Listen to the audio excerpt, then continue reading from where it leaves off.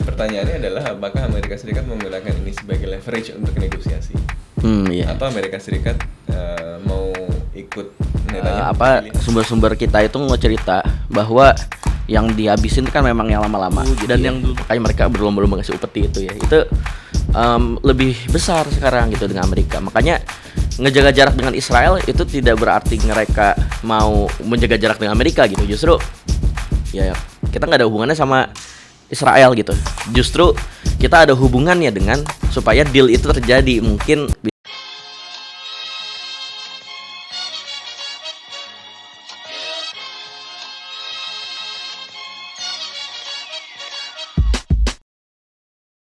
Selamat datang kembali di podcast Bebas Aktif, dan kali ini kita akan mendiskusikan perkembangan terbaru di Timur Tengah, khususnya antara Israel dan Iran. Serangan Israel dulu terhadap Iran. Iya. Sini bersama koresponden tetap Timur Tengah kita, Mas Syauki Hafiz. Tadi juga kayaknya habis berkunjung ya ke salah satu kedutaan terbesar di Timur Tengah. Muter-muternya di Timur Tengah aja gitu ya. Sama Afrika dikit. Ya, dan ada Sofwan dan gue tentunya. Ya, jadi konteks awal nih.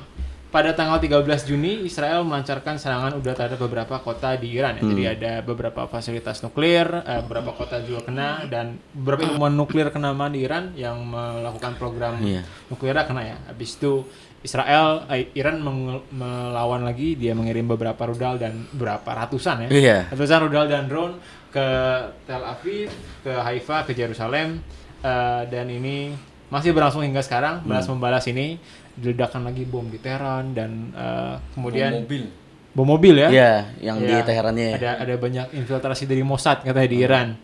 Dan ini masih terus balas-membalas hingga biasanya kalau ada bom mobil itu dikutuk. Tapi kalau Israel yang melakukan dirayakan. Nah, dan kemudian kita judul besar di ini sebenarnya dari Israel, dia menyebutnya sebagai preemptive strike gitu ya, terhadap kapabilitas nuklir Iran yang sedang dikembangkan, dan disebut akan mencapai pada kapabilitas untuk membuat senjata nuklir dalam waktu dekat. Nah, jadi mungkin kita dari situ dulu nih. Nah, kira-kira dari statusnya, dari yang disebut sebagai Israel serangan preemptif dan kondisi dari nuklir Iran itu gimana kira-kira, Mas Syauki? Ya, kalau dibilang nuklir Iran kan kuat ya. Maksudnya sudah menuju ke tahap menuju senjata nuklir itu, kalau orang bilang akan cepat gitu ya. Kalau banyak pandangan para pakar sih emang secara objektif kemungkinan cepatnya ada gitu. Itu yang membuat mungkin bukan kepanikan ya, mungkin concern banyak pihak itu ya ada lah itu ya, dasarnya itu ada. Tapi preemptive strike ini kan Israel sangat sering ya, dan dalam berbagai konteks ya, gak hanya cuma Iran ya, tapi juga tentunya di konteks Israel Palestina sendiri dan juga konteks lainnya ada. Jadi udah sering bilang preemptive strike gitu ya. Makanya kalau misalnya dibilang preemptive, sebenarnya kan menuju ke senjata nuklir itu mereka udah lama. Maksudnya Israel sendiri mengatakan itu udah lama dan berbagai forum. 1980-an ya. Iya. Dan terakhir di sidang PBB sampai Netanyahu kan bawa gambar gitu kan. Udah bentar lagi nih gitu. Udah tinggal berapa persen lagi menuju ke bomnya fully completed gitu kan untuk jadi senjata. Mereka udah seperti itu. Jadi preemptifnya dimulai sekarang. Jadi timingnya jadi menarik ya, karena kalau mereka mau bilang preemptif bisa dimulai dari kapan tahu gitu. Bahkan mungkin setelah Netanyahu mungkin pidato di PBB yang sudah lama itu ya, mereka sebenarnya bisa aja mulai. Maksudnya kalau bicara preemptif. Nah, jadi timing yang dipilih Israel ini sepertinya tidak semata preemptif gitu. Ada pemilihan, ada pertimbangan lain untuk timingnya dipilih di timing yang sekarang gitu. Ya, itu. Nah, oke. Ya itu apa? Yaitu salah satunya ya yang mulia Bapak Presiden Donald Trump. Salah satunya. Sedang ada negosiasi antara Amerika Serikat dengan Iran ya. Kalau menurut saya begini.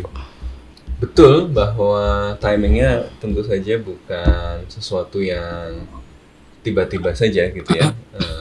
Ada beberapa faktor yang menurut saya membuat Israel melakukan serangannya sekarang, walaupun sebenarnya sudah ngomong terus soal ancaman nuklir Iran dari kapan tahu gitu ya.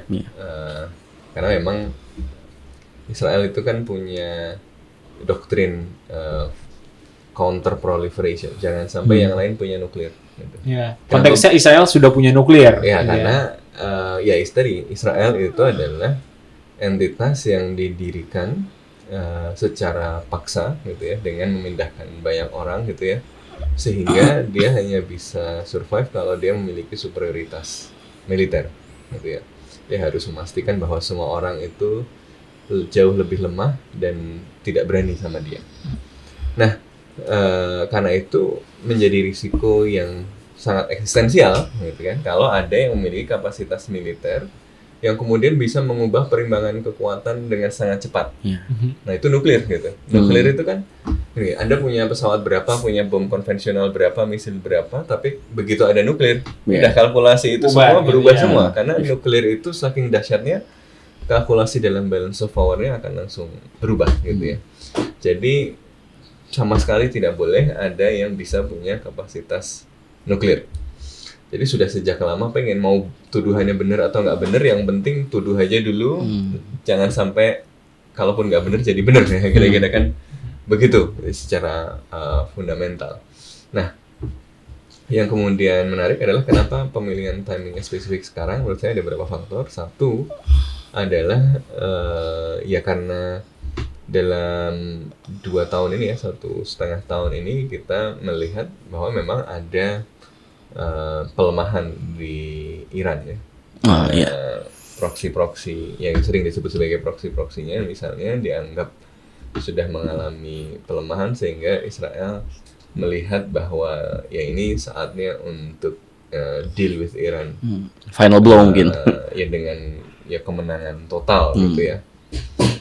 Kemudian yang dan justru ini menunjukkan bahwa kenapa Iran diserang itu bukan karena Iran mau bikin bom nuklir, justru karena Iran nggak punya bom nuklir, maka diserang. Kalau Iran punya bom nuklir, malah nggak diserang karena jadi deterrence. Kenapa? Karena jadi alasan pertama kenapa Iran diserang sekarang, karena deterrence-nya lagi turun. Banget. Karena deterrence-nya lagi turun, Israel merasa bahwa cost untuk menyerangnya akan lebih rendah, dan Netanyahu betting bahwa si Donald Trump ini pasti akan dipaksa untuk ikut gitu. Karena tidak visible juga untuk Israel di perang dengan Iran ini gitu ya.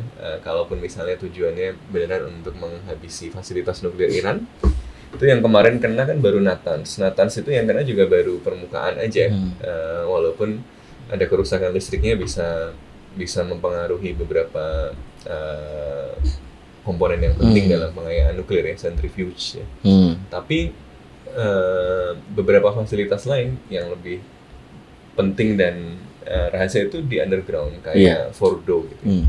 Itu kan cuma bisa dijangkau sama bom bunker buster 30.000 pound yang itu yang punya Amerika Serikat. Delivery-nya juga cuma bisa pakai B2 yang punya siapa? Amerika Serikat gitu. Jadi tanpa Amerika Serikat nggak bisa juga dilakukan, dan Israel juga tidak akan bisa bertahan dengan efektif dari misil-misil Iran kalau tidak ada kerjasama defense dengan Amerika Serikat gitu kan ya. Jadi ya Israel yakin bahwa ini Iran ini lagi turun. Ya justru kenapa kemudian diserang, karena deterrence-nya lagi turun. Jadi diserang bukan karena dia mau hampir punya bom, diserang karena justru dia nggak punya bom gitu. Kalau dia punya bom malah nggak jadi diserang gitu kan. Itu kan yang basically argumennya Marsheimer. Kalau mau Timur Tengah damai itu apa? Give Iran the bomb. Kasih Iran bom. Kalau kasih Iran bom, Israel nggak berani aneh-aneh gitu. Jadi stabil Timur Tengah. Jadi, Doktrin Matt dia. Iya, jadi sebenarnya malah jadi mutually assured destruction gitu. Justru kalau kita mau perdamaian, kasih Turki atau Iran nuklir udah. Nah, udah jadi stabil. Stabil kan Matt itu. Stabil ngeri. Justru karena kemudian Iran nggak punya bom, dia diserang. Nah kemudian yang dan deterrence-nya lagi turun. Kedua, ya karena Amerika Serikat dan Iran ini kan lagi berada di dalam proses negosiasi. Hari Minggunya mau ketemu, Jumatnya diserang. Jadi ini adalah cara Netanyahu untuk memaksa Donald Trump mengikuti apa yang dia lakukan. Jadi dia nggak bisa membiarkan Trump yang ambil inisiatif dan ambil bolanya. Ya dia sedang ngerebut bola dari Donald Trump. Problemnya adalah Donald Trump mau ikut permainan Netanyahu atau mau main sendiri. Itu kan big questionnya di Iran juga sekarang begitu. Sejauh ini kan Iran nggak membalas ke Amerika Serikat. Ya kapal militernya misalnya gitu ya. Masih hanya menyerang ke Israel proper. Tidak menyerang misalnya base-base Amerika Serikat, tidak nutup Hormuz dan seterusnya. Karena dia masih mencoba reach out Amerika Serikat mungkin gitu, walaupun nggak langsung reach out. Kalau reach out kan kesannya menyerah gitu ya. Tapi dia tentu mengirimkan sinyal bahwa kalau Amerika Serikat mau stop ini bisa loh. Tapi kendalikan dulu itu sih anak-anak kamu itu. Nah ya, dan kemudian yang ketiga adalah ya karena impunitas selama 2 tahun ini dari Oktober 2023 Israel itu membuktikan bahwa hukum internasional itu omong kosong gitu. Dan dia mempunyai impunitas. Tadinya kan takut kalau gue bunuhin ratusan ribu orang nanti dunia marah. Nah, tapi dia bunuhin ratusan ribu orang. IDF sendiri ngitung yang orang yang di Gaza yang mungkin masih hidup itu sekitar 1,8 dari jumlah 2,2. Berarti 400.000 orang itu kemungkinan sudah meninggal. Hampir setengah juta, bos, yang sudah meninggal karena genosida yang dilakukan oleh Israel. Dan dunia masih ngulang-ngulang Israel's right to exist, masih belain bahwa yang benar itu Israel boleh ngapain aja. Dengan impunitas ini, ya orang apa ya? Kayak orang kalau kemudian bunuhin orang, mukulin orang, nembakin sipil, ya, nyiksa orang itu dibiarin bebas saja, ya dia makin kecanduan kekerasan. Iya. Oh, kan gue bunuhin orang bebas, gue bikin orang kelaparan bebas. PBB ngomong gue menggunakan starvation sebagai senjata dan itu kejahatan, itu nggak ada yang ngapa-ngapain gitu ya. Ya udah, apa salahnya agresi? Apa salahnya bunuhin orang lagi gitu? Karena impunitas ini. Gitu. Dan ya ini nggak akan berhenti di sini kalau impunitas ini dibiarkan gitu ya. Jadi 3 hal itu. Jadi caranya untuk bisa damai lagi gimana? Ya 3 hal ini diadres. Trump ambil kembali bolanya dari Netanyahu. Kedua ya impunitas Israel diakhiri dengan serius, nggak cuma kita misalnya kayak von der Leyen ya, cucu petinggi Nazi ya, itu yang juga berperilaku seperti Nazi. Itu mengatakan bahwa malah memulai pernyataannya dengan Israel punya hak untuk membela diri. Lah yang nyerang siapa, yang membela diri siapa gitu ya. Dalam konteks Iran sekarang kan? Yang baru kan. Dan tapi setelah itu ngomong kita mendorong semua menahan diri atau apa gitu lah. Kalau cuma ngomong menahan diri sementara yang paling membuat masalah ini dibiarin, ya dia nggak akan selesai gitu. Jadi ini cuma bisa selesai kalau 2 hal dilakukan gitu ya. Satu, bolanya diambil alih sama Trump, dan Trump memang beneran pengen jadi deal maker seperti yang dia bilang gitu ya. Yang kedua, memang harus ada upaya serius untuk mengakhiri impunitas Israel. Misalnya Eropa putus hubungan, Eropa nggak ngasih senjata lagi, Amerika Serikat nggak ngasih senjata lagi misalnya. Tapi ini kan sesuatu yang agak sulit sekarang dengan melihat elit Barat yang sangat hipokrit ini. Ya, oke. Udah langsung ke kesimpulan aja itu. Ya, tapi kalau konteksnya sedikit mungkin sebelumnya dari negosiasi antara Amerika Serikat dan Iran, itu kan udah berlangsung berlangsung beberapa kali ya, dan apakah sudah cukup mendekati hasil gitu atau gimana sebenarnya? Enggak, yang saya tahu kalau mendeketin hasil akhir juga enggak ya. Maksudnya, tapi tadi dibilang bahwa Iran reach out dalam tanda kutip ya. Ya mungkin bahasanya Iran masih sangat siap untuk melanjutin proses gitu. Masih sangat mau, dan Amerikanya juga masih sangat terbuka untuk itu gitu. Jadi kayaknya rangkaian serangan yang terjadi beberapa hari ini itu dampaknya memang menjeda ya. Kalau menjeda jelas gitu. Tapi arahnya memang karena gini ya, gini kalau saya boleh bahasain ya, hampir semua negara Timur Tengah ini ketika Donald Trump naik tuh semuanya ngasih upeti ya ke Donald Trump. Jangankan negara-negara, bahkan aktor-aktor negara juga ngasih upeti. Contoh, Saudi Arabia kan ngasih lah konsesi-konsesi segala macem. Qatar ngasih jet. Hamas aja ngasih Eden Alexander. Itu kan tanpa tiba balik tuh. Bisa dibahasain upeti gitu. Habis itu, nah Iran ini mungkin salah satu bentuk upetinya gitu ya. Adalah yaitu deal ini kita coba deh, kita coba bikin konteks baru yang mungkin nggak seperti yang sebelumnya yang di Amerika sendiri menarik dukungan dari JPCOA ya. Iya, JPCOA. Nah akhirnya mau nggak mau Trumpnya butuh upeti karena dia adalah raja dengan parade militernya gitu kan. Tapi Iran juga ya itu sudah siap untuk ngebangun jalinan sama si raja yang butuh upeti ini gitu. Karena di mata Trump ini ya dia butuh itu mungkin ya bisa dibilang. Makanya Trumpnya nggak berhenti tuh untuk ngelanjutin proses itu ya. Macron terakhir bilang kayak gitu sih. Nah, tapi dia keluar duluan dari G7 tadi.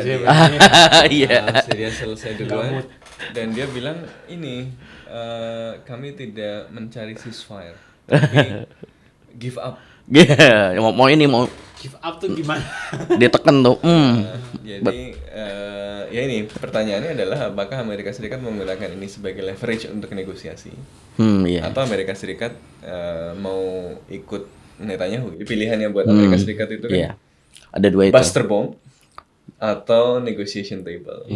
Tapi maksudnya terakhir gue dengar juga sebenarnya demand dari Amerika Serikat malah nggak reasonable kayak minta 0% enrichment gitu kan. Padahal sekarang kan udah 60% gitu udah balik.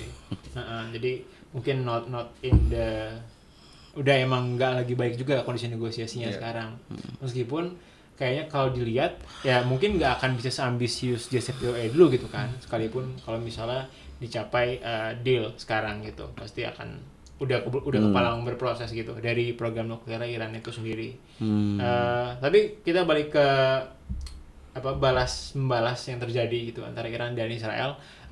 Tadi kan disebut kayak mungkin analisis dari Mas Aoki aja, Iran dan proksi-proksinya sedang terlemahkan gitu sekarang. Tapi apakah dalam kondisi sekarang istilah proxy ini sebenarnya juga problematik gitu ya. Iya, mungkin nggak sepenuhnya proxy juga. Iya. Tapi kan kadang-kadang ada kaitannya. Tapi dalam kacamata Israel itu proxy. Dianggapnya proxy. Itu proxy.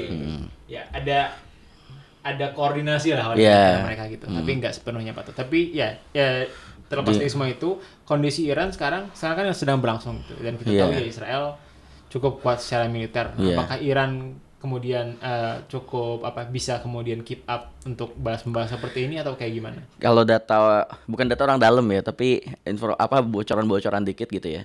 Yang supersonic yang baru dikeluarin ini nih, itu banyak yang baru gitu. Sumber-sumber kita itu ngecerita bahwa yang dihabisin itu kan memang yang lama-lama dan yang dulu dikeluarin waktu yang stok lama. Dan yang serangan pertama dulu tuh yang baru beberapa bulan kayaknya ya. Yang Tel Aviv diserang juga. Iya, sempat juga. Nah, itu sama tuh yang lama itu dengan yang sekarang. Ada beberapa yang baru itu yang ngebikin dampak yang jauh lebih destruktif gitu ya. Dan itu karena baru ya. Tetap aja ya namanya ya Iran pasti keterbatasannya pasti lumayan terbatas gitu ya, karena Iran ya dia dibanding Israel mungkin secara dana, secara stockpiles pasti jauh lebih udah kena sanksi bertahun-tahun. Kena bertahun-tahun. Supply chainnya pasti terdampak gitu ya. Makanya walaupun mereka punya supersonic yang banyak gitu, saya lupa nama roketnya mereka itu yang supersonic itu, yang baru itu ya. Hypersonic. Hypersonic malah ya.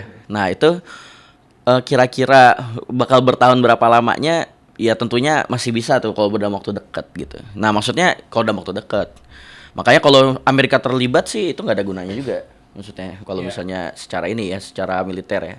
Maka dari itu kalau misalnya bicara Iran sendiri ya proksi-proksinya sih cuma bisa bantu ngejailin Israel gitu ya aman kali gitu kan, atau Irak kayaknya udah nggak ada deh, maksudnya udah lemah gitu. Kalau Suriah jelas susah, Hizbullah juga sudah susah gitu ya, sudah susah gitu. Makanya yang bisa diandelin paling ya hanya Yaman gitu ya, dan itu ya sifatnya nambah kejailan lah gitu ya buat ke Israel itu. Makanya kalau saya boleh masuk ke yang tadi dibilang ngambil bola, memang mungkin Netanyahu udah agak kesel juga sama Amerika karena dalam konteks Gaza, Amerika juga ngambil bola sendiri terus gitu, berkali-kali dan berulang kali gitu. Ceasefire pertama. Terus yang upetinya Hamas yang Eden Alexander itu. Jadi udah berkali-kali terus yang masalah semuanya kemudian disabotase sama Netanyahu gitu ya. Semuanya disabotase sama Netanyahu. Walaupun itu barangnya Amerika gitu, kerjaannya Amerika gitu. Dan ada kepentingan Amerika di situ ya, atau misalnya penyaluran bantuan yang ribet banget itu ya yang di Gaza itu. Maksudnya kayaknya Netanyahu lagi nyari cara biar bola itu nggak terus-terusan ada di Trump gitu.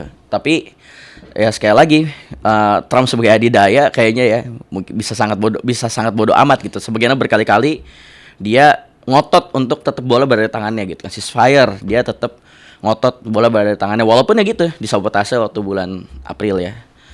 Maret sorry. Kemudian yang Eden Alexander dan yang sebagainya gitu ya.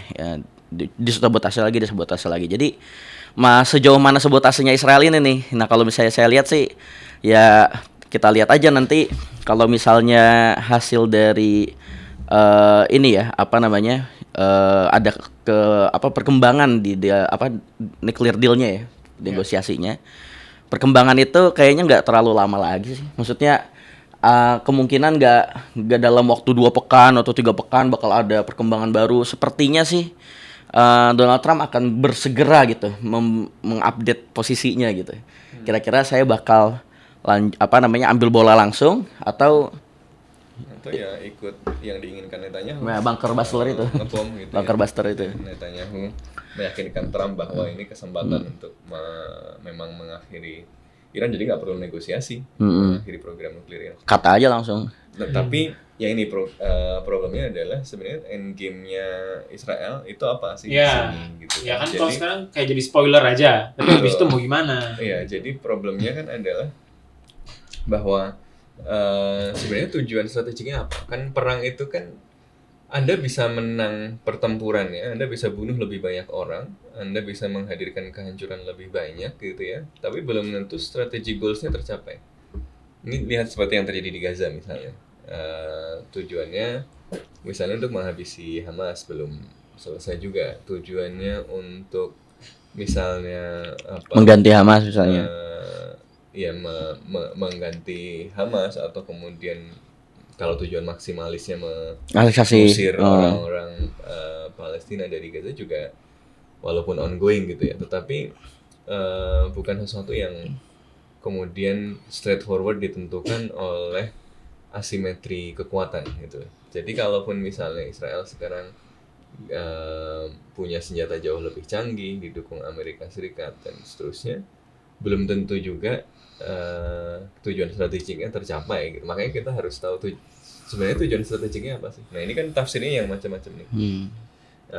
Kalau yang formal diberikan kan alasannya adalah menghentikan program nuklir Iran gitu.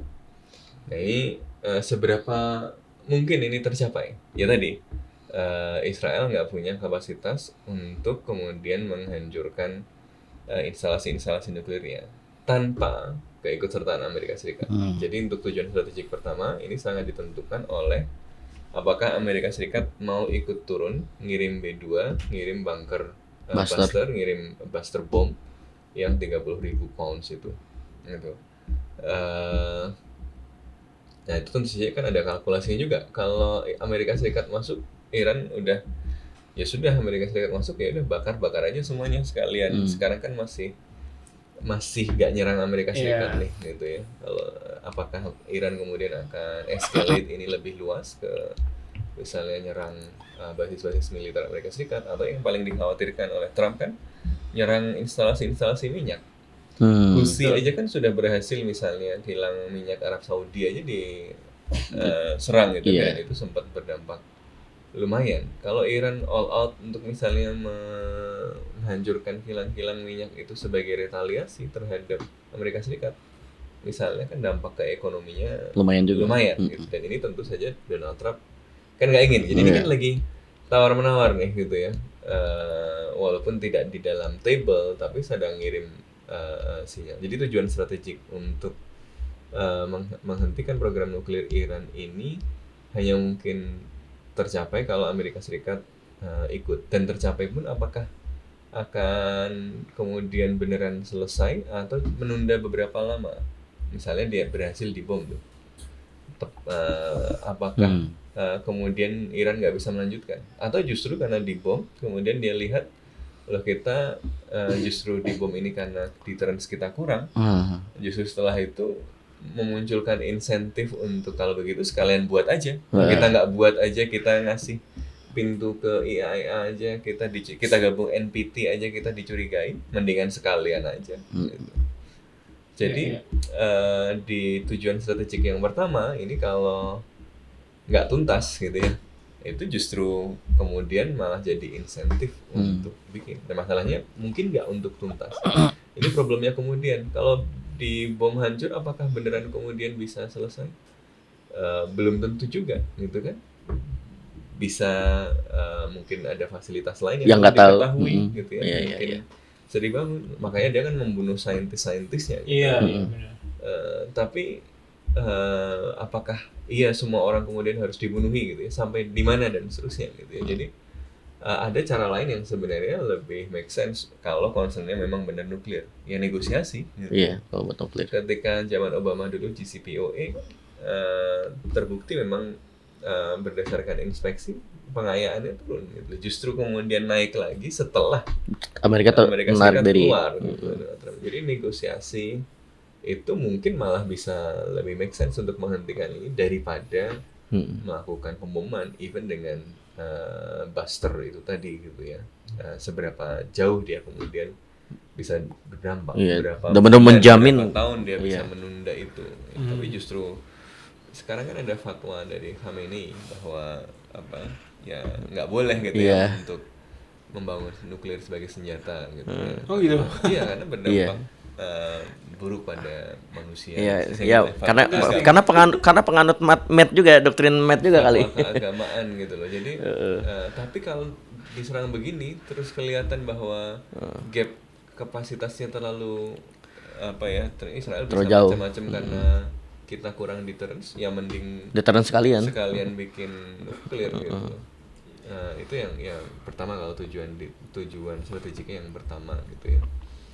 Kalau tujuan strategik yang itu sulit, makanya Israel kemudian ngomong kayaknya dia nggak bisa berdiri sendiri gitu ya. Mau tidak mau kemudian dia akan bicara soal tujuan strategik berikutnya. Soalnya kalau pemerintahnya masih sama, kalaupun dia kena dampak dari pemboman tadi, fasilitas nuklirnya masih mungkin untuk bikin lagi. Makanya kemudian ada pembicaraan soal regime change kan. Ada pembicaraan soal bahkan Netanyahu tidak ruling out pembunuhan terhadap Supreme Leader gitu. Dan udah tua juga. Jadi bisa nunggu umur juga ya. Jadi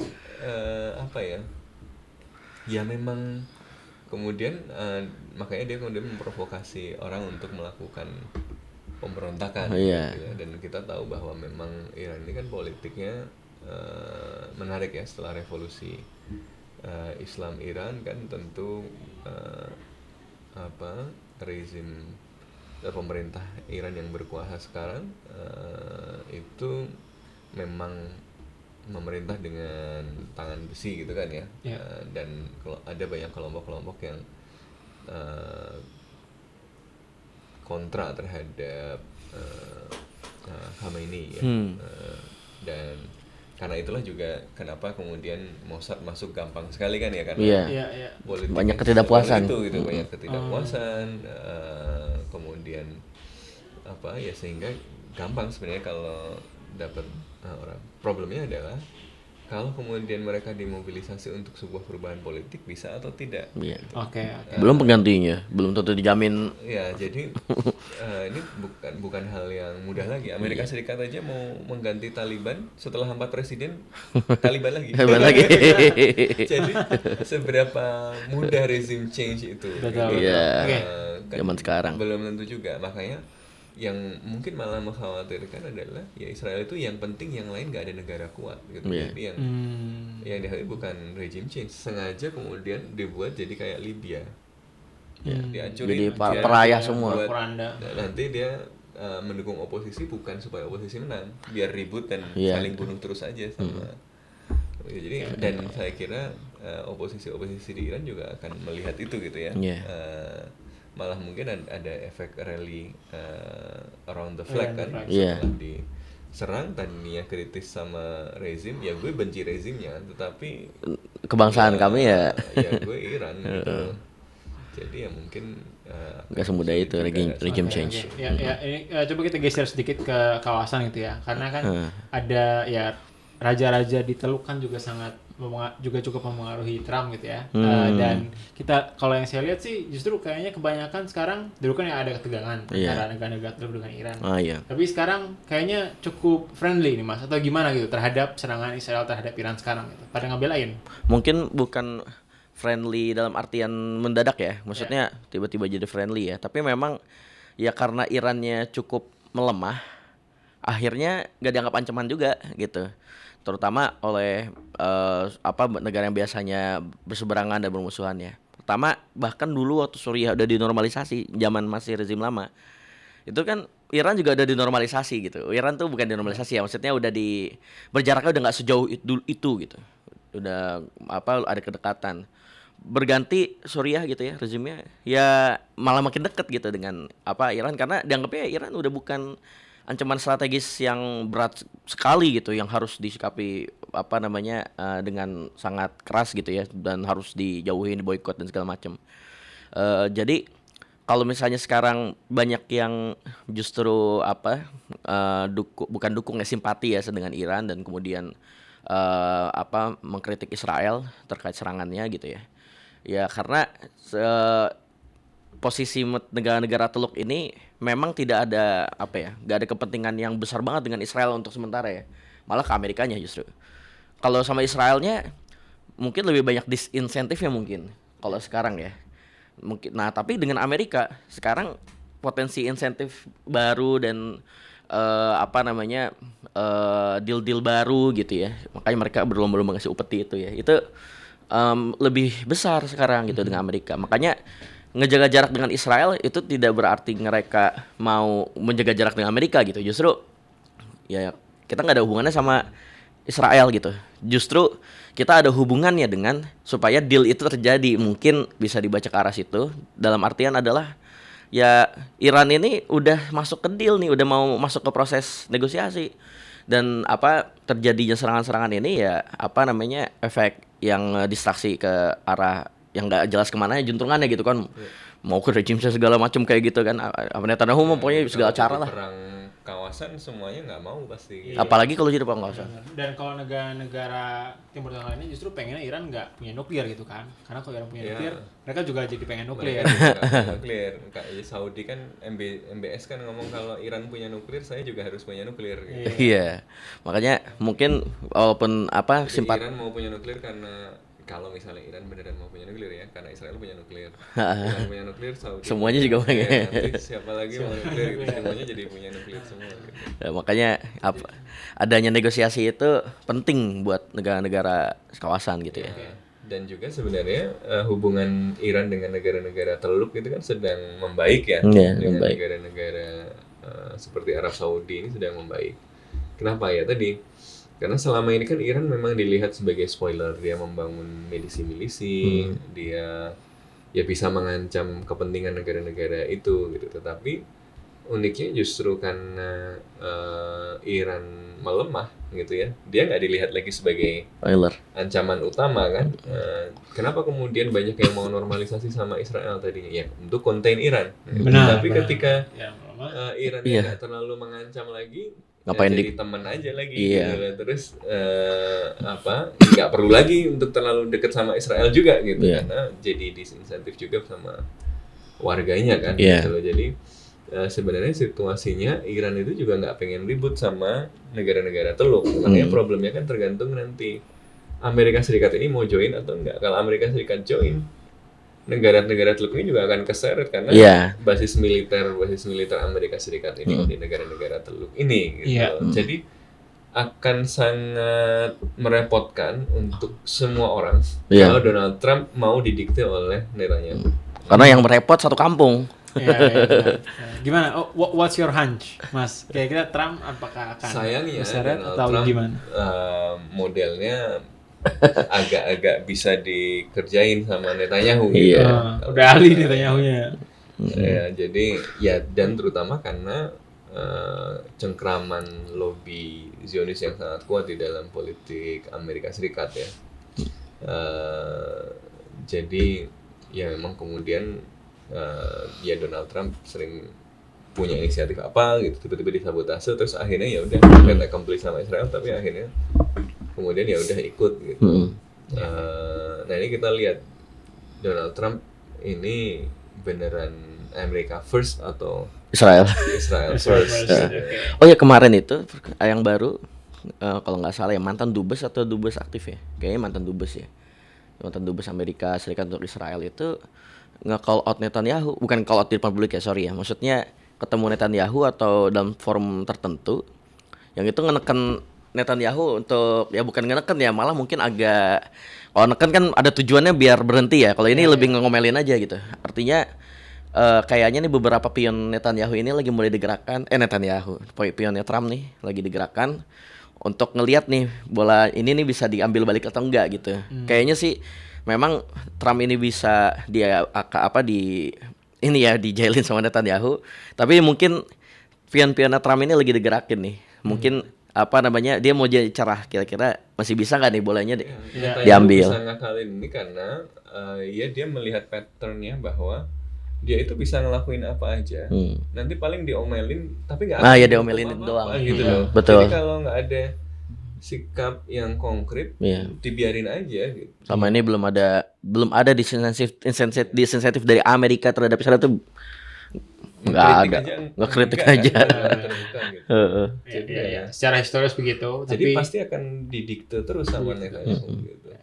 Kalau nggak menunjukkan sikap bahwa Amerika Serikat bisa punya politik luar negeri yang independen. Benar. Oke, ya. Tapi apa saja bisa terjadi di bawah Presiden Trump. Jadi semoga basis MAGA anti perang semakin berisik. Kita pantau terus teman-teman perkembangan di Timur Tengah dan juga kira-kira tindakan Amerika Serikat selanjutnya seperti apa bersama Podcast Bebas Aktif tentunya, dan kita sampai jumpa di episode selanjutnya. See you.